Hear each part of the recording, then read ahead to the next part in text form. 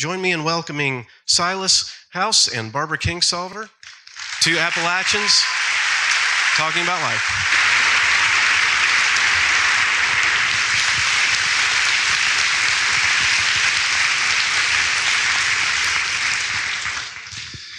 Barbara, we're so glad to have you with us. Can you feel the love? I can feel the love. I'm so glad to be here. I'm just tickled. Well, few people walk the walk and talk the talk like you do, and you live the mission of Berea College, so we're so glad to have you. And well, that's why I'm here, Right. because I love what you do here. On that note, I want everyone to know that Barbara is donating her time here at Berea College for the next 2 days.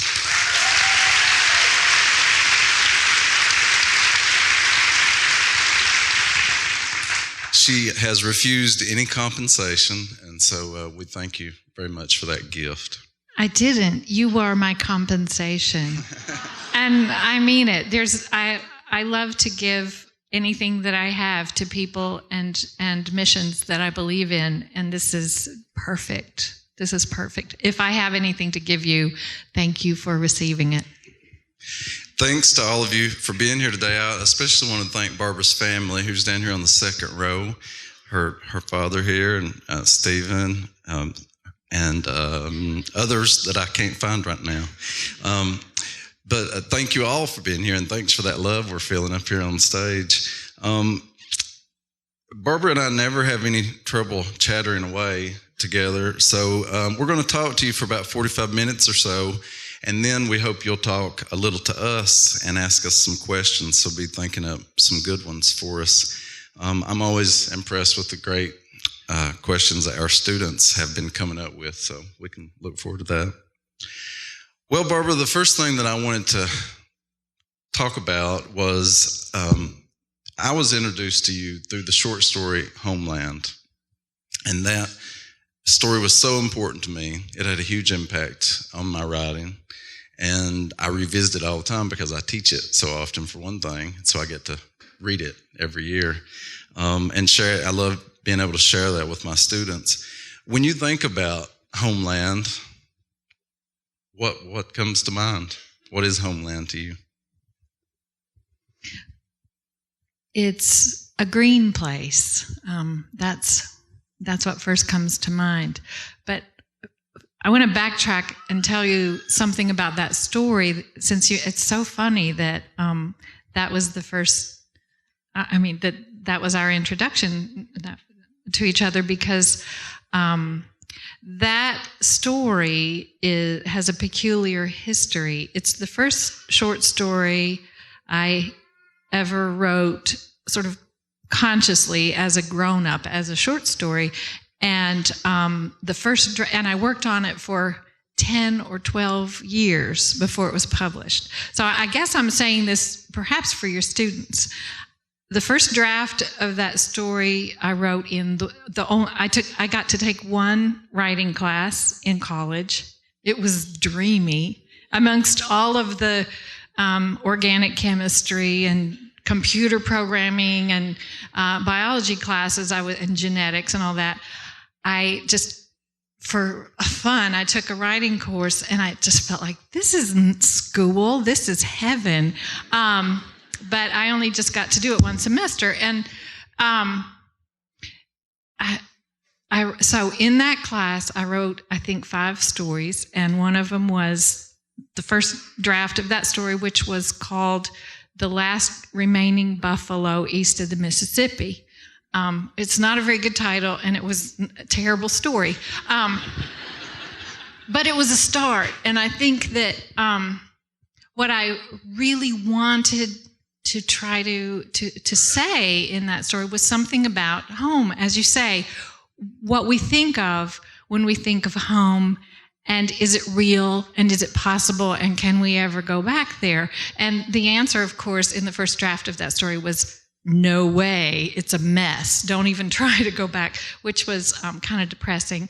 But I kept working on it, and after a decade of trying, I found more more internal resources to make that story what I wanted it to be. So I guess this is just to say, keep trying. If you write a terrible story, keep working on it. And I mean, it wasn't maybe that terrible because I think I got a B+ on it.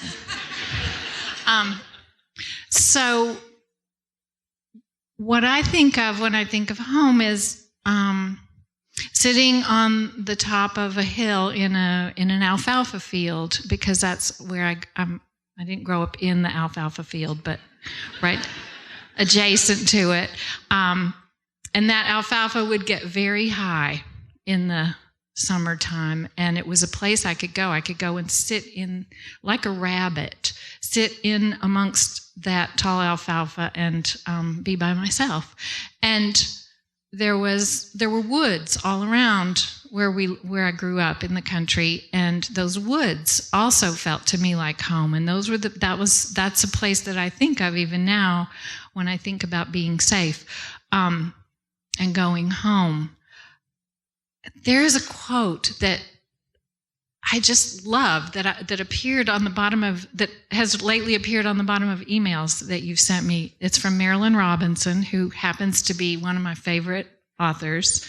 Housekeeping is one of the best novels I've ever read. And okay, let me see if I can get this right. She said something almost like this. She said, I was lucky enough to grow up in the presence of wilderness. I never thought of it as an emptiness. I felt it as a presence.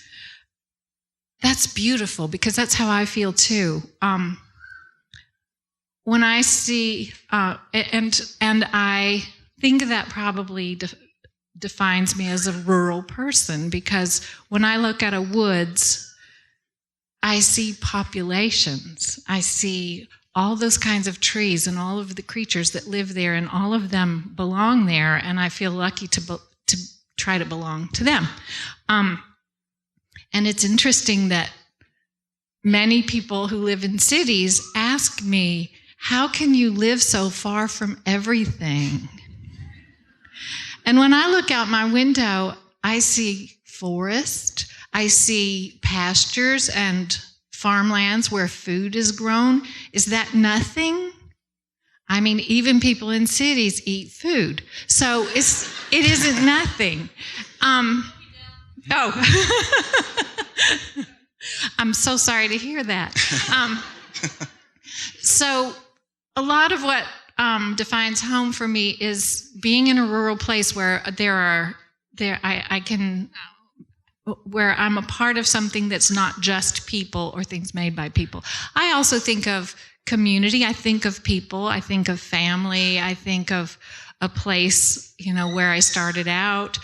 I feel sort of a dynamic of, childhood, that's another thing when we think about being young and being uncomfortable where we are, wishing we were somewhere else. That's the definition of adolescence, right?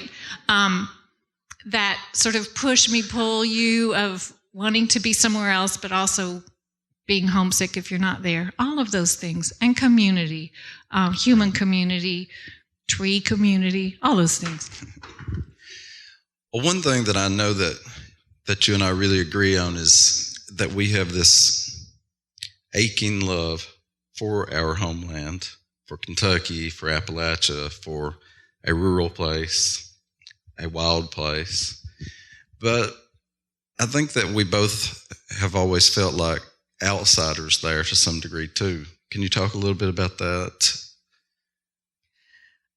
The older I get, the more I learn that nobody back then was happy. We all thought they've all got this figured out. When we were young, especially as adolescents, everybody else knows the rules and I don't, and I'm faking it. They've got it figured out, I don't. And then when you get older, you realize everybody else thought that. And this is perhaps the best reason to go to a high school reunion, right? But I also think that, there were reasons why I was very much an outsider to my place growing up, or had reason to feel that. And And it's impossible for us to say what has made us the people we are or what has made us writers, but I think that introversion probably is the principal sort of driving part of my personality that made me a writer, because I was always a person who held back and observed, and I think writers are observers. They need to be. They have to. Well, they have to watch other people and figure out what makes them tick, and then they have to go to a room and shut the door and be by themselves for 8 hours every day, and they have to love that, and I do. It's funny that when we're young and when we're beginning our lives and careers, we make a lot of decisions without knowing why. But when I look back, I can see that many, many decisions I made in terms of what I studied, what sort of jobs I chose, family choices, everything led me towards a life where I could live in the country and be by myself almost all the time. Please don't take this personally. But it's a personality type. It's something that we're born with, you can't change that. If you're an introverted person, you need solitude. And to be a writer, you have to be very comfortable with spending most of your time alone. That has to make you happy. And I think that we live in a culture where to be introverted it's not respected. I mean, we live in a culture where people put 10 selfies on Instagram a day, and they have to tweet, if they go to a different room, they have to tweet that. And, that's the opposite of introversion, because they think every moment of their life is important to everybody else, right? So how do you relate to a world like that where people are so self-involved and so extroverted in that way? Well, I don't understand it. And I don't know. I mean, I suppose you could be an introvert and still, tweet yourself all and, do selfies and stuff. You could say, I'm going from one room by myself to another room by myself.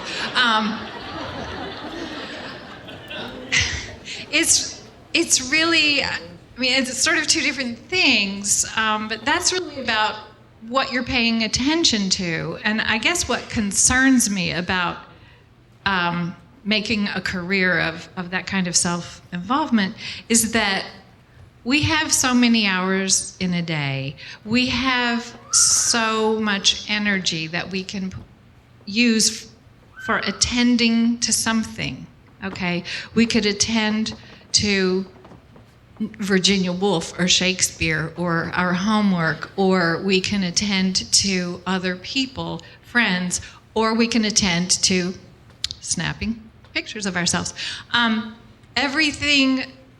Every minute you spend turned inward is removed from that zero-sum equation. It's a minute that you don't spend paying attention to something or someone else.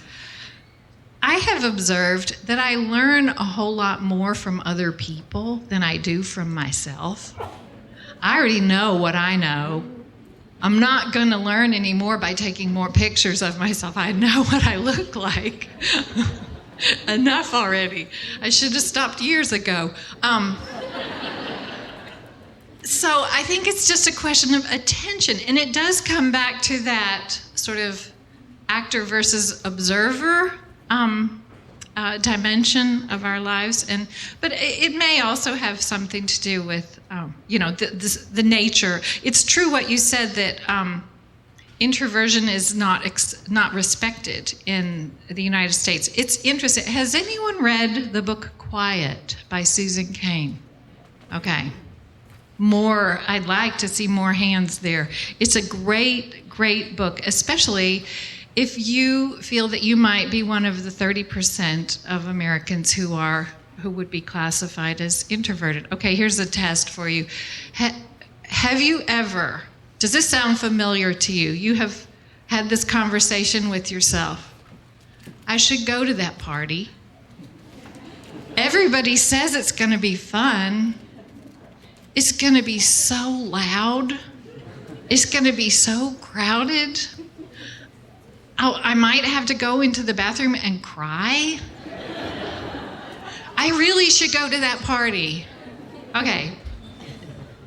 If that sounds familiar to you, then you're one of us.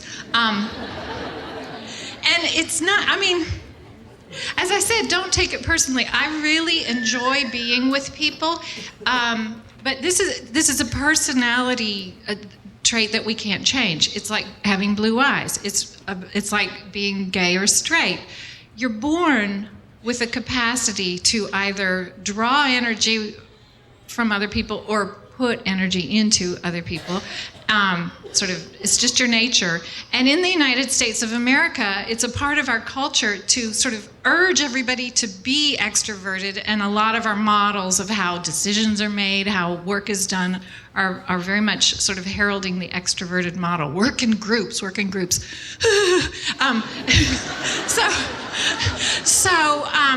It's just, people, you end up thinking, if I tried really hard, I could change. People tell you that. You can change how you are. You can't change this about yourself. So the thing is, even if you are a person who thrives mostly on solitude, you have contributions. You have your own ways of adding, of doing creative work. And I think that it's a great boon to artists to be comfortable and happy with solitude, doing their work alone. Well, throughout your career, you've written about many different ethnicities. You've written a lot about the immigrant experience. You've written about undocumented people. In your first novel, The Bean Trees, it deals with a young Appalachian woman who raises a Cherokee child, and she becomes involved with a couple of undocumented immigrants from Guatemala. What draws you to tell the stories of immigrants, and particularly undocumented people? At the time that I wrote The Bean Trees, I had moved from, I grew up in this region of the country, and then I went to college in a small town, and then I lived in a few other places, and I ended up in southern Arizona, and I kind of fell into a community of kindred people who taught me a whole lot about the world. And one thing that they taught me very quickly was that my government, the U.S. government, was doing things in Central America that I didn't know about, I had not known about, in the way of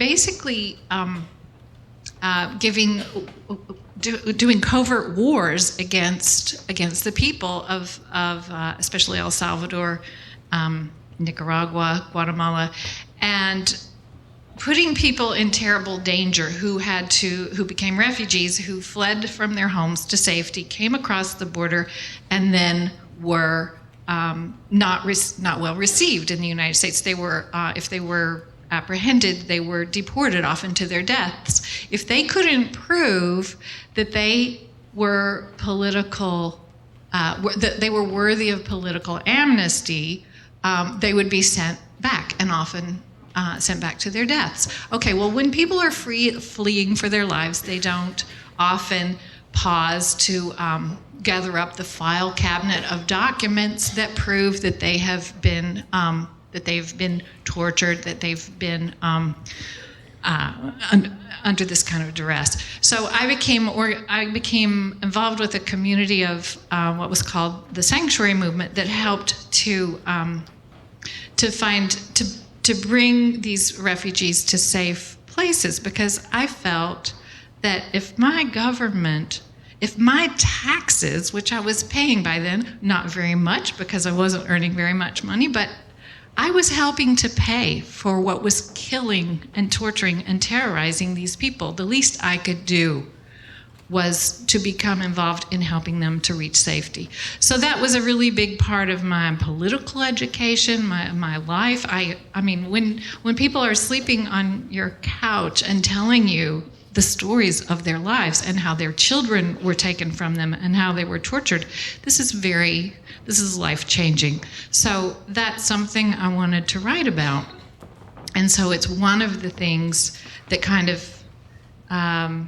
galvanized the bean trees for me. Once again, that novel began as a collection of not very good short stories. They were maybe like B- short stories, but I wanted to tell a Tucson story because I was living in Tucson and I was struggling to find a Tucson voice, and I was writing all these stories about people who lived around this park that I called Dog Do Park, which was a real place. I mean, that's not the official name of it, but that's what we all called it.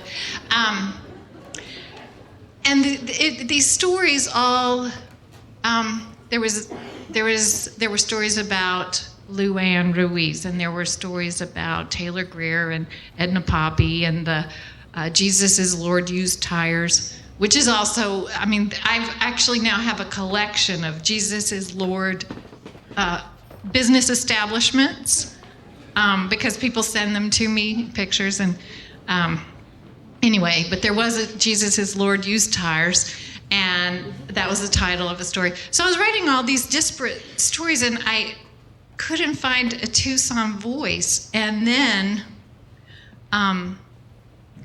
one day it came to me, what I have is a Kentucky voice. And what I can see in this place is what a Kentuckian sees in this place. I'm a stranger in a strange land, so it felt to me. And even though that novel is not in any way about me, I promise you, I did not find any of my children in a car.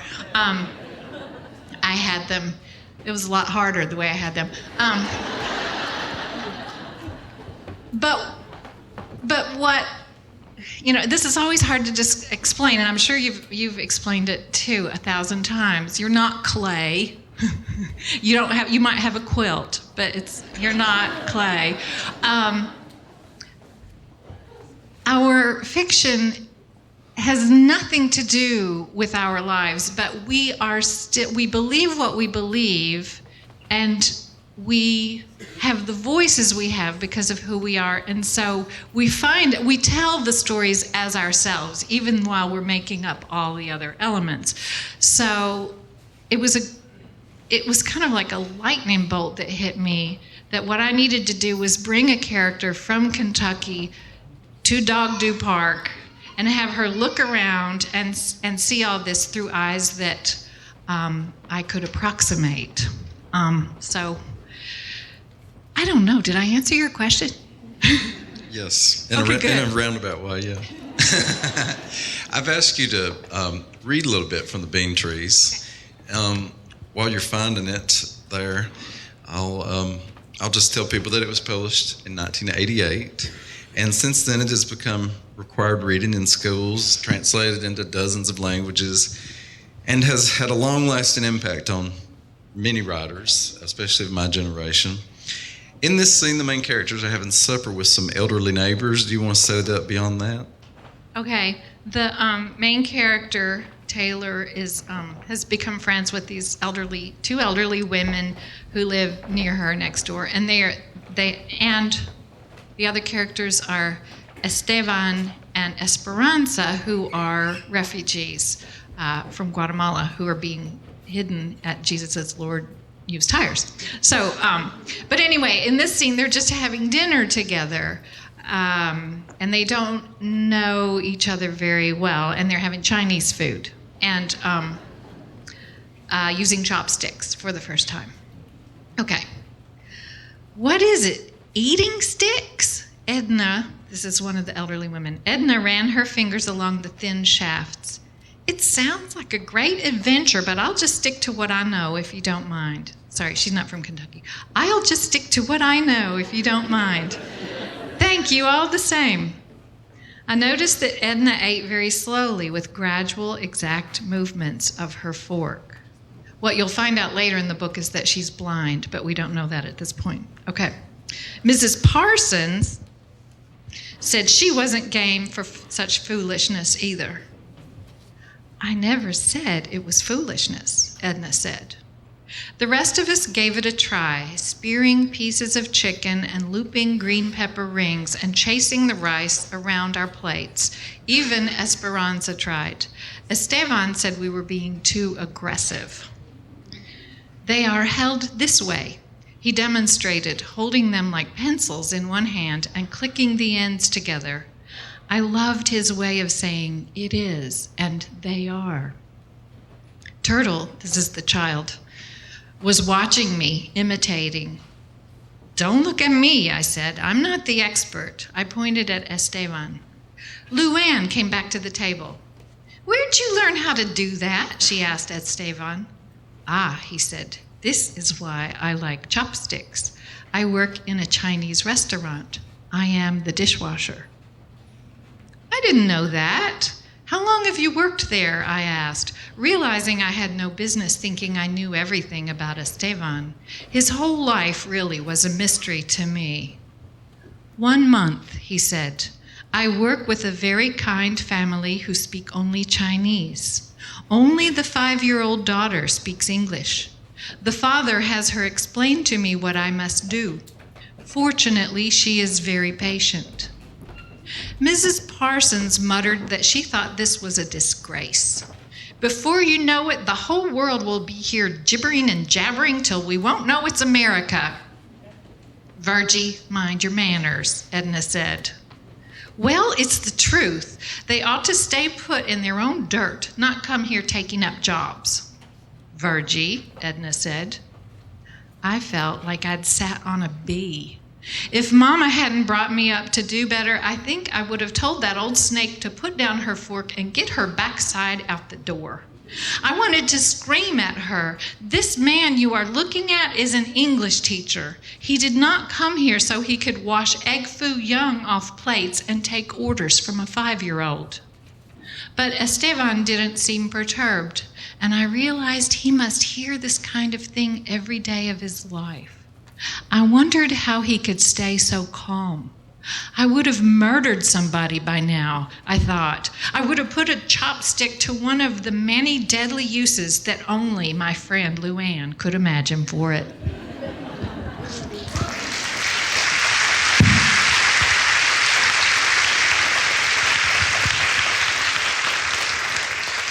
So with that scene in mind, I wonder how you would respond to someone who would say, we need to seal the borders. We need to seal the borders? Yeah, because you hear people say that. You do? Okay, I would say to them, what is your last name? Is it Italian? Is it German? Is it Scottish? Is it Irish? Is it English? If it's anything other than Four-Killer or Little Tree or Begay or Yazzie, your family came here through unsealed borders. Who do you think you are? Good.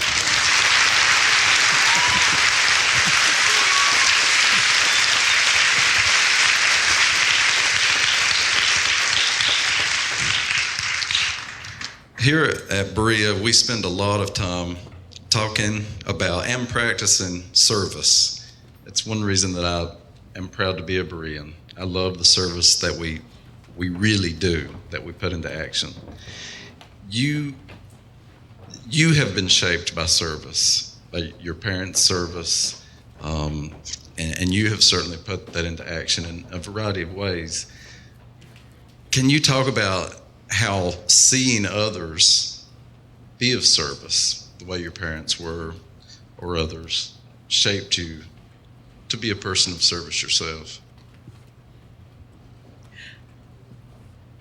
this may be again my own sort of my biases as a rural person. I've only had the one life. I don't know who I would be if I'd lived elsewhere. But I do think that growing up in a small town, in a rural community, among people who worked hard, shaped me. I think that there were very potent, tangible values in our community about being a person who worked, about being a person who is useful.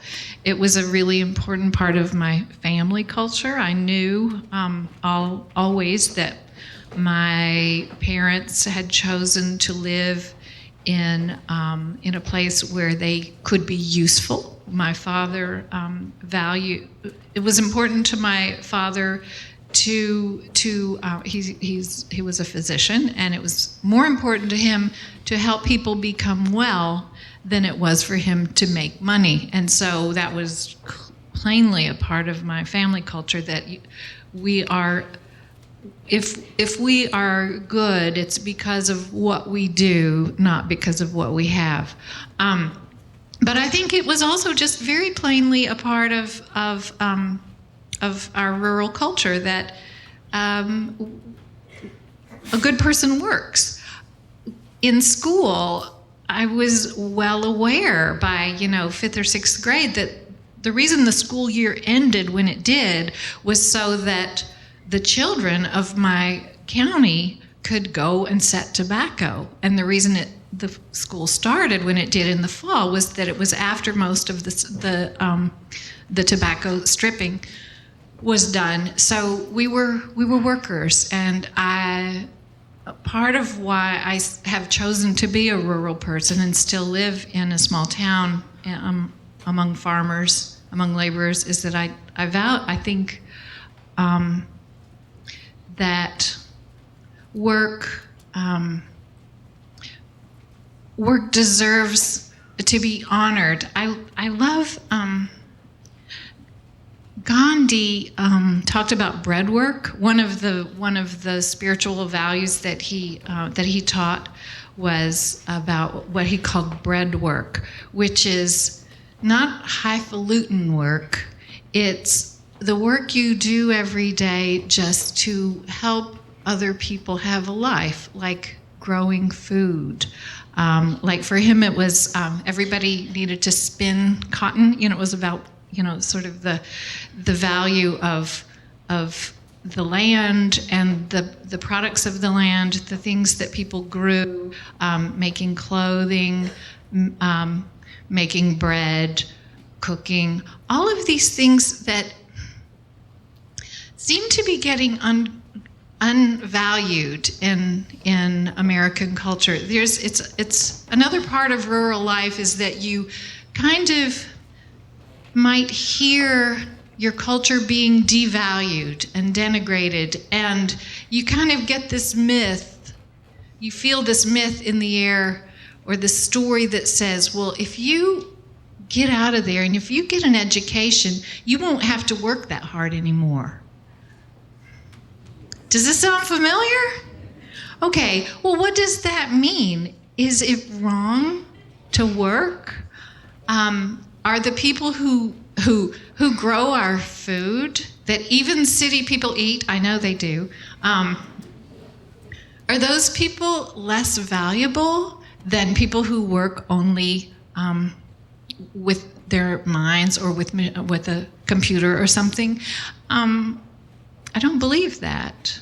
And I feel, a lot of the reason why I live on a farm is that I think that it helps me to be a better person if I do this kind of work to sort of balance the work that I do just with my brain. And that's what I love about Berea. Yes.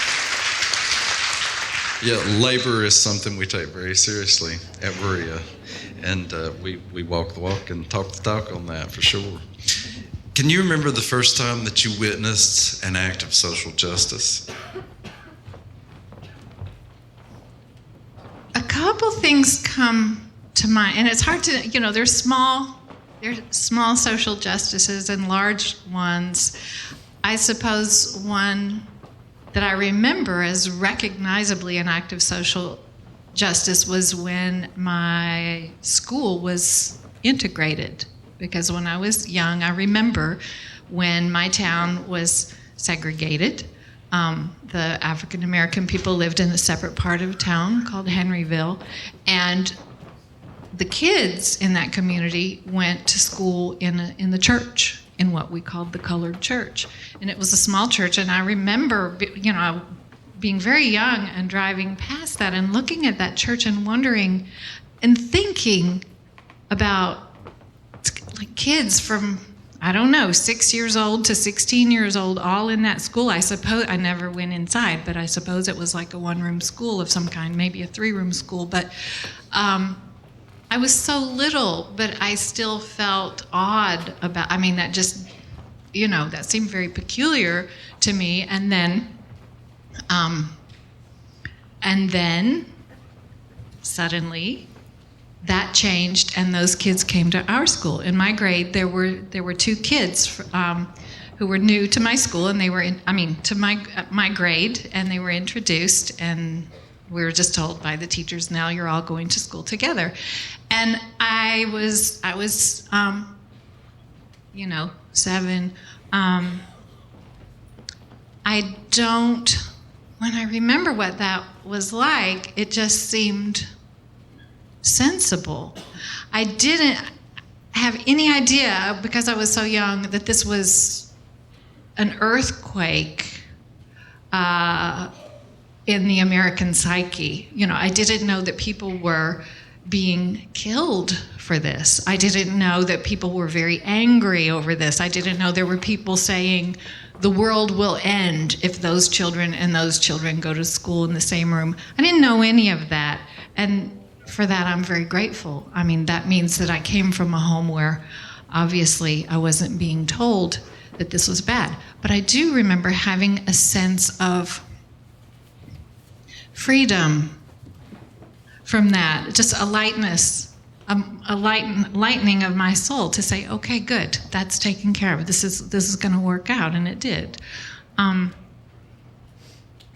Is that an answer? Yeah, I love that. I love the way that, your recognition of that as something, that feeling of freedom. I want us to have a little bit of time to talk about flight behavior, because I know a lot of people in this room read it just recently. I have selfishly marked my favorite passage in flight behavior. And I'll set it up just a little bit. Flight behavior was published in 2012. It's the story of something miraculous that happens to Delarobia Turnbow. I won't say what, just in case people haven't read it. It's about climate change. It's about the complexity of rural life, and many other things. But I'd like to ask you to read a section toward the end of the book, starting on page 348.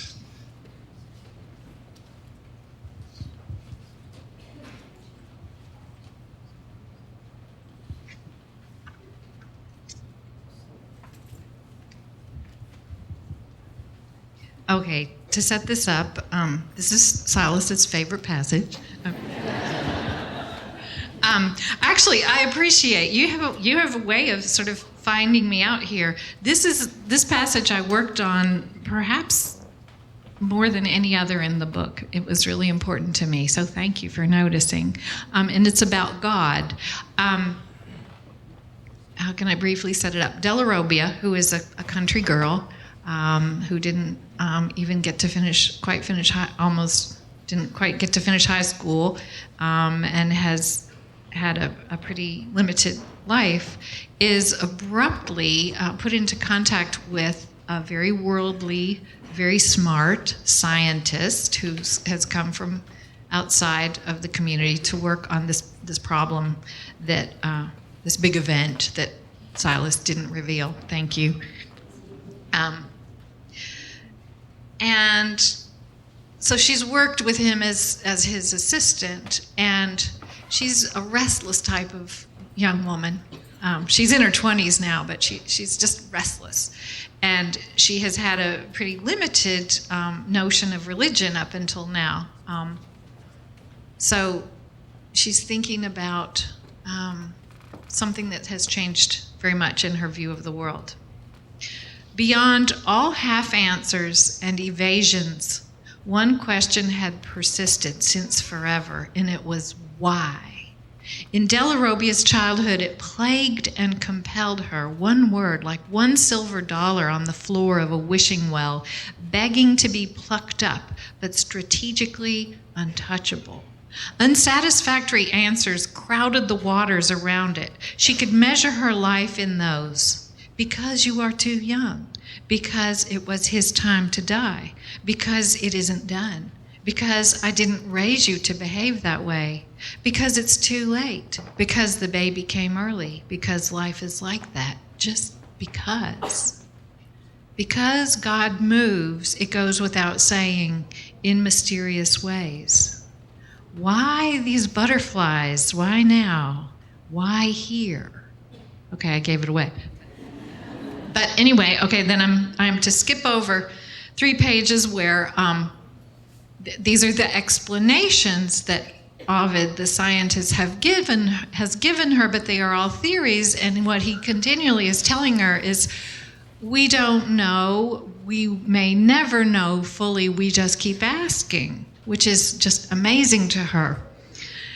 And even while he warned her of these caveats, Della Robbia felt a settling down of her lifelong plague of impatience. He did not claim that God moves in mysterious ways.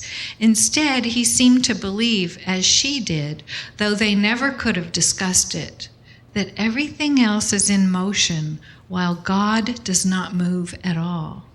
God sits still, perfectly at rest, the silver dollar at the bottom of the well, the question. Love that.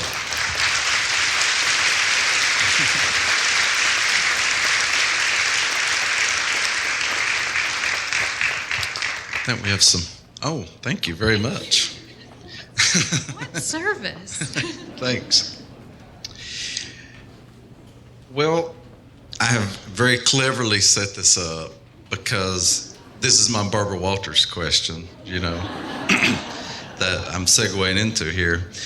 Now, of course, this may very well only be the character speaking. You often say that these novels are very rarely your own experiences, that you're telling character stories.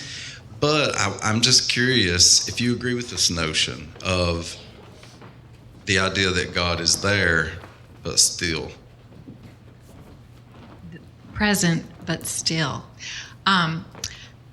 What a clever question, Barbara. Because you may also know that I virtually always defer questions about my own spirituality with the answer that religion is like underwear. You should keep it close to you at all times, and you should never talk about it. However, you asked the question so cleverly. This is Della Robbia, of course. This is. I wanted to give you, the reader, a sense of how it felt to be in this person, in this young, very restless woman who has always been told, stop asking questions, stop asking, and has been presented with a notion of religion that basically says the questions are all answered, God knows the answer, and he's not telling because he's mysterious. That never worked for her.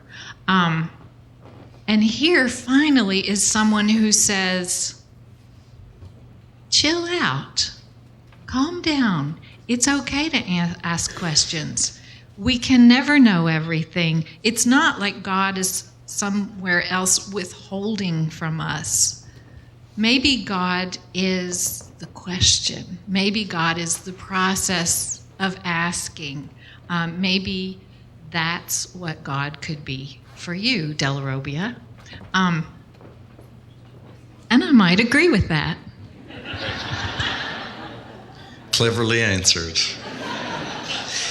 I think that's probably why I identify with it so much, is I had so many questions growing up about that, and was raised in a culture where the answer was always, well, God works in mysterious ways, and we're not to question that. So that passage really speaks to me. This idea that comes up in the book again and again of balancing science and faith reminds me of something that often pops up in your work that I'm so interested in, is the concept of balance. And we live in a culture where the media certainly doesn't talk about balance so much as they talk about one side is completely right and one side is completely wrong. Everything is black and white. The gray is shunned. And so I often write novels because I want to explore that complexity, that grayness.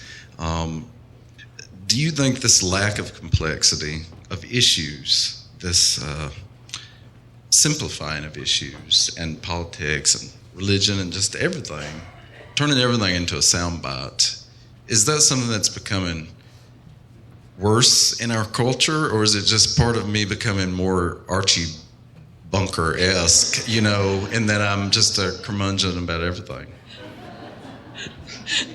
Give me a moment to see you as an Archie Bunker. It's not working, sorry. A liberal Archie Bunker.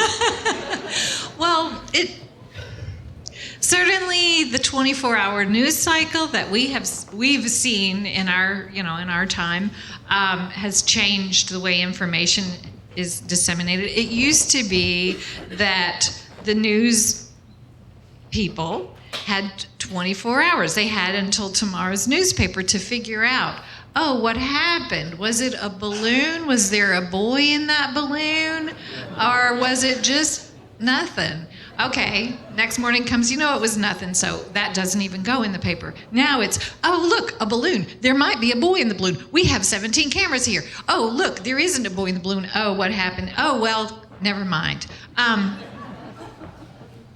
This has changed the way, news is delivered to us. I will also point out that we have a choice about how we consume our news.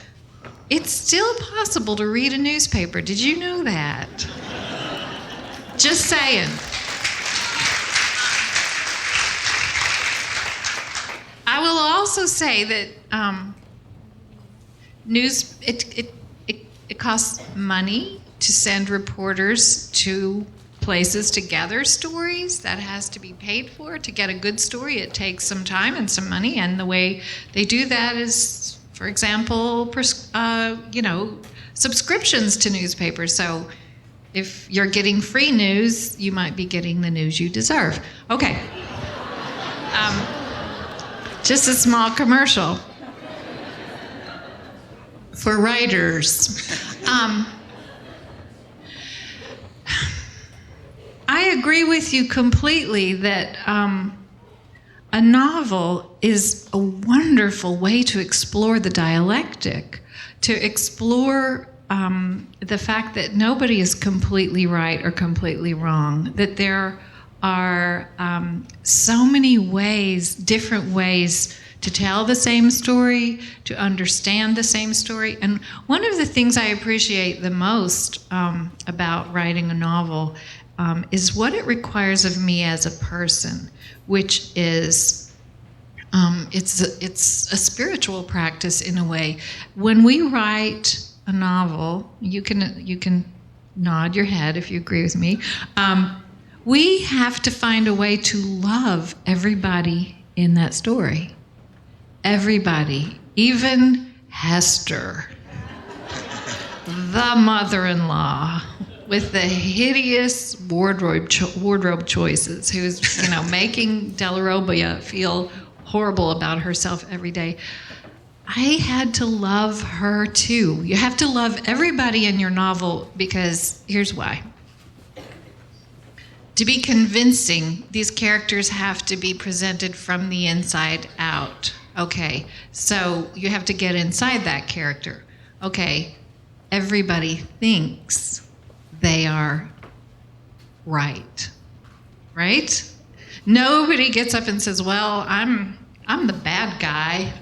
I'm going to do all the wrong things today. Well, I don't know. Maybe there are those people, but not really. Even, Hitler, the famously bad people, really believed in what they were doing. They believed they were right, and they were pursuing rightness with all their might.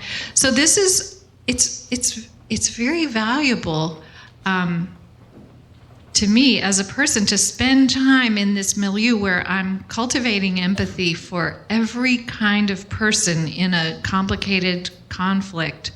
It helps me to it helps me practice my muscles of empathy. And I also think that and this is something I really strongly believe in as a writer of fiction, is that reading fiction does the same for you, for all of us. It helps us develop our muscles of empathy, because when you pick up a novel, you put down yourself. For the time that you're reading a novel, you become somebody else. Did you ever think about that? Of all of the different entertainment options you have, only a novel puts you inside the mind of another human being who might be so different from you, who might be a different gender, who might be a different ethnicity, who might live in another country. You get to experience that life. And meanwhile, you are not taking selfies and twittering. You're putting yourself aside. And I think this is like bread work. It's something that we all need to do to be good people, in my opinion.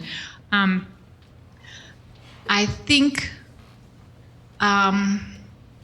the business of sort of shouting louder and louder at each other, saying, you're wrong, and I have my yard signs, for my candidate, and I hate you.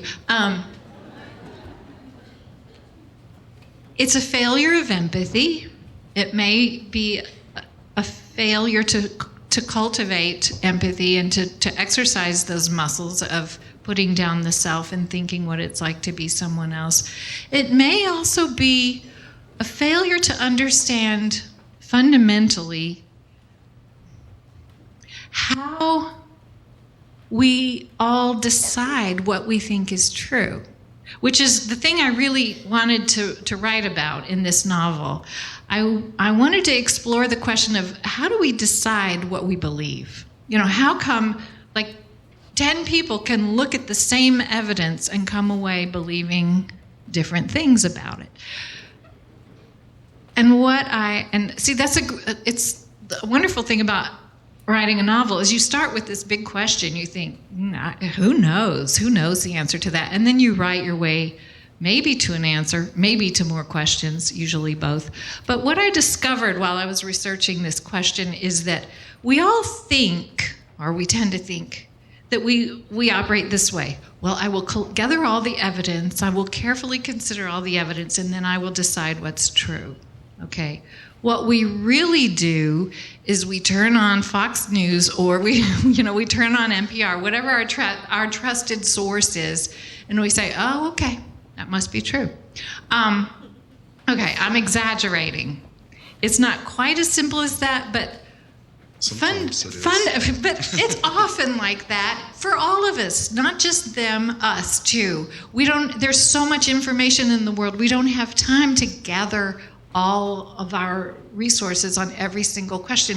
We kind of decide who's on our side, who do we trust, and then we kind of take the whole program from that source. It might be our spiritual leaders, it might be our church, it might be our radio station, it might be our newspaper, whatever, but it's a very ordinary and sensible way for humans to live when there's so much for us to know, to decide who's on my team, who do I trust, and then kind of take their word for it. Well, what does this mean? When the world is so polarized and when we're shouting at each other saying, "You idiot. If you knew anything, you would vote for my candidate." Well, I lost you at "you idiot," right? You're not going to listen to one other thing I say. And so the way to cross this barrier is by cultivating trust, breaking bread, finding places where we agree. Environmentalists and the green church movement is a wonderful example. That's what I think. Great. So do you, apparently. Thank you. Well, we have so much more to talk about. We do. But we are out of time. We're going to turn it over to the audience now. While people, I guess people can come on down and just line up if you want to ask a question. We'll take questions for about 15, 20 minutes or so. I'm also going to interject here, and I always do this. I love taking audience questions. And these microphones, they select for extroverts. They do. If you would prefer to sit in your seat and raise your hand, I'm gonna say, please do it, and I'll call on you and I'll repeat the question, okay? Okay. But cheers for the brave people too. So, my question is about roots, which you guys touched on in some direct and indirect ways. So I've lived in 7 different countries. I'm 28, and I've traveled all over the world. I've lived in several states. So I'm wondering, how do you foster roots when you have that kind of experience? Yeah. Do you want to answer that? This is all you. Okay. They hear me enough. Well, I think there are ways you can do it, and I can relate to that a little bit because while I did grow up in Kentucky, then I went on my walkabout. I was going to get so far out of that little town. I was going to kick the little town dirt off my shoes and see the world, okay? So I have lived in a lot of countries. I've worked on 5 continents, all of them except for Antarctica and Australia. I've lived in little tiny city apartments with a balcony, and that was the backyard, a balcony the size of this table. And that was my walkabout. I was trying to figure out if I wanted to kick the little town dirt off my shoes, where was I going? And it took me a while to figure out, Southern Appalachia. And I'm glad that I did that because I have always told my children that something isn't yours until you've worked for it. Well, one thing I always told them is you can't play with the toy or wear the item of clothing until you write the thank you note. And so I think life is like that. When you earn something, you love it. I earned my home in Southern Appalachia by living a lot of other places and feeling very rootless for about 20 years of my life. You know what I did? Everywhere I lived, I grew a garden. Even when it was the balcony the size of this table, I had a fig tree in a pot. I had tomatoes. I had chickens. Not on the balcony, but that would have been interesting. But in a little tiny backyard in the city, I had chickens. I always sort of carried a farm with me. I was like the Jodes, with the rocking chair tied to the top of the car, kind of. And eventually I figured out those are my roots. That's who I am. So when you find what has followed you, maybe it's libraries. Maybe wherever you have lived, there's a library and you love it, or something. There's something that tells you you're home. Thank you. We have about 12 minutes left, so this will be the lightning round. The lightning round. Okay, so yes, no. Brief okay. questions and brief answers. To preface this, I am not an extrovert. I can tell. You're trembling. Go you. I need to ask this because I'm a little bit disturbed. You emphasize empathy a lot. However, there are many people who go out and for some reason or another consciously hurt other people. In light of that, especially with all the crap that has been going down around the world, here in the United States, in Ferguson, in New York, in Chicago, how do we reconcile that anger and that fury and that desire for justice/revenge with an emphasis on empathy? I think I can answer this briefly. The arc of the moral universe is long, and it bends toward justice. I promise. Okay.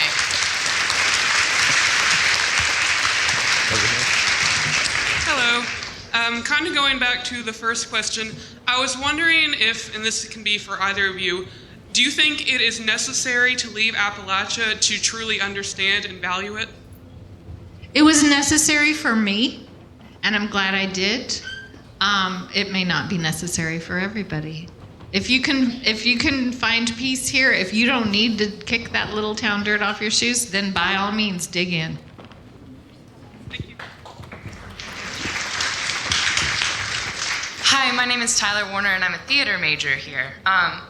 As an aspiring artist, I've struggled with the idea that I'm not going to be directly involved with peace and social justice and being able to directly form the world that's evolving around me. And from what I wanted to ask is, what do you think the role of the writer and the artist is in society in relation to that? And what advice do you have for young artists struggling with this? Well, I think that we've talked about how empathy is such an important part of art. All arts, theater, certainly, and social justice is. Most cultures look to their artists as the keepers, as the guardians of social justice. This is a great place to be in the arts if you want to change the world. I try not to give advice to anybody. The one thing that I tell young, struggling writers and artists is quit smoking.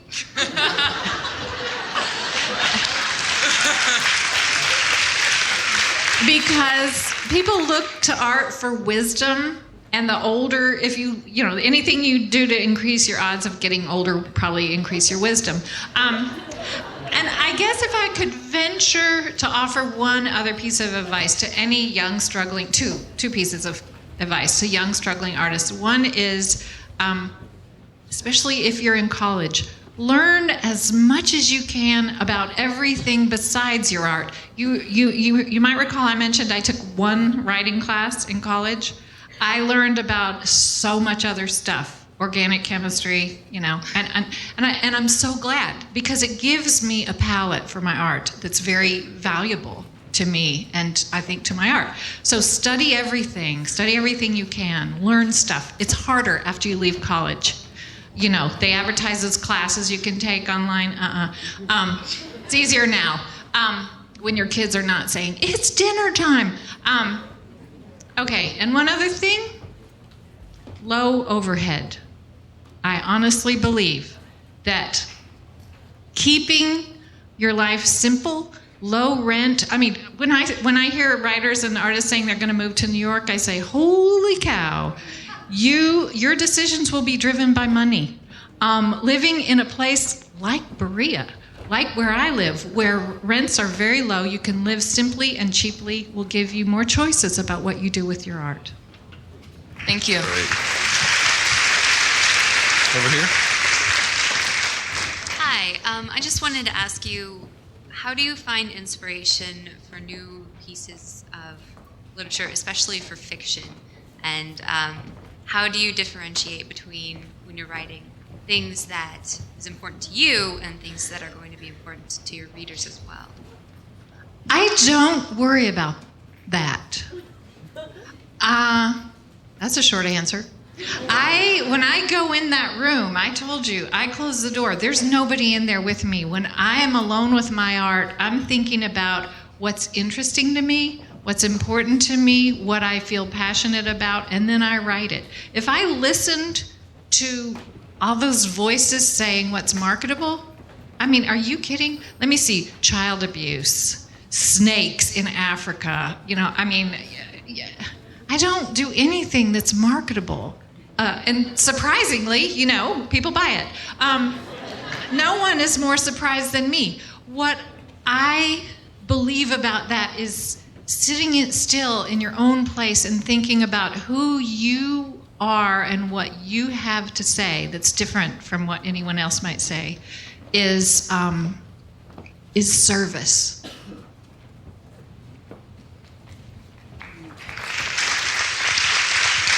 Okay, excuse me. I promised to take an introvert question. Who's got a hand up? Come on. Yes. It started out as music. I was in the Conservatory of Music for 2 years because I spent 4 hours a day alone in a tiny room with a piano. That was great. And then in the second year, they said, oh, you're going to have to either perform in concert halls full of people, or else you're going to have to be, in a room of kids teaching. And I said, So I became a biology major, and my major was, because I figured, labs, quiet. My major was biology. Very quickly, while we get the next answer, we decided beforehand to ask people not to take pictures during convocation because we didn't want people to be looking at people's hands up. If y'all want to snap a picture in these last 5 minutes, I know some of you probably want to get Barbara's picture on stage. You can do it while she answers this question, okay? Go ahead. Thank you both. Really enjoyed the talk. I'm curious about if you could both, this is a question for both of you, just briefly describe your creative spaces. I'm curious, my father's an author. He's got a wonderful little eccentric room with a view of the mountains. But I personally like to move into different places and find inspiration in different sceneries. Quiet, good view, lots of windows looking out at the forest, and behind me, floor-to-ceiling bookcases. So the people looking over my shoulder are Virginia Woolf and Charles Dickens. And they're saying, can't you do any better than that? And I'm saying, shut up. Okay. For me, all good things happen at the kitchen table, community and to be solitary. Over here. Hi, I have a selfish question. So when you Google how to be a writer, you get a lot of really awesome answers, and from your websites, you get a lot of really cool stuff. When you Google my husband is a writer, that's not a very common hit. So my husband's decided to be a writer, and woohoo! And I'm curious what tips or things, actions, ideas that you have that your family does that I could do for my family as we go on this path. Well, I'll refer that to my husband, Stephen. He doesn't have a microphone. Well, the main thing that I do is try and provide space when Barbara's on a roll. I mean that, because she isn't always writing, and she doesn't write in her sleep. Well, sometimes she does write in her sleep, but when she's writing, when she's working on a project, what I try and do is create the space so that she doesn't have to worry about what's for dinner tonight, who's going to be feeding the dogs, what's going on with the sheep. I mean, all of that kind of thing. Provide support. You don't have to do it all the time. I guess it's in the mode of service, huh?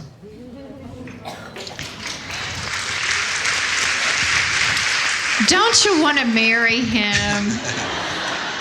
He's taken. Randall, do we have time for one more? One more, I'm sorry. Sorry, y'all. Good.